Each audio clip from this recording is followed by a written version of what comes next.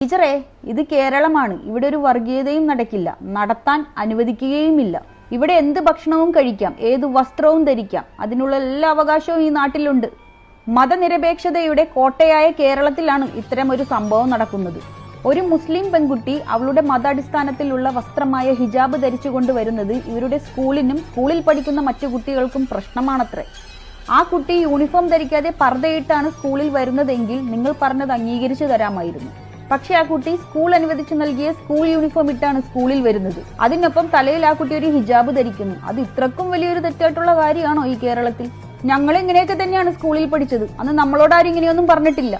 ഇപ്പോൾ കാലം പുരോഗമിക്കുന്നതിനോടൊപ്പം നമ്മുടെ നാട്ടിൽ വർഗീയതയും കൂടി വരികയാണ്. ക്രിസ്ത്യൻ മാനേജ്മെന്റിന്റെ കീഴിൽ മാത്രമല്ല സ്കൂളുകൾ ഉള്ളത്, ബാക്കിയുള്ള എല്ലാ മതങ്ങളുടെ കീഴിൽ പ്രവർത്തിക്കുന്ന സ്കൂളുകളും കോളേജുകളും വിദ്യാഭ്യാസ സ്ഥാപനങ്ങളും കേരളത്തിലുണ്ട്. അവിടെയൊന്നും ഇല്ലല്ലോ ഈ പ്രശ്നം. അവിടെ കൊന്ത ധരിച്ചു വരുന്നവരുണ്ട്, കുറി തൊട്ട് വരുന്നവരുണ്ട്, തട്ടമിട്ട് വരുന്നവരുണ്ട്. അവർക്കൊന്നും ഇല്ലല്ലോ ഈ പ്രശ്നം. നിങ്ങൾക്ക് മാത്രമാണോ ഈ പ്രശ്നങ്ങൾ ഉള്ളത്? അതിന് കാരണം വേറെ ഒന്നുമല്ല, നല്ല പച്ച വർഗീയതയാണ്. ആദ്യം വർഗീയ ചിന്താഗതി മനസ്സിൽ നിന്ന് എടുത്തു മാറ്റി, എന്നിട്ട് നല്ല മനുഷ്യനെ പോലെ ജീവിക്കും. മതം ഏതായാലും മനുഷ്യൻ നന്നായാൽ മതി എന്നാണ് നമ്മളൊക്കെ ചെറുപ്പത്തിൽ പഠിച്ചിട്ടുള്ളത്. അത് ഓർമ്മയിലിരിക്കട്ടെ.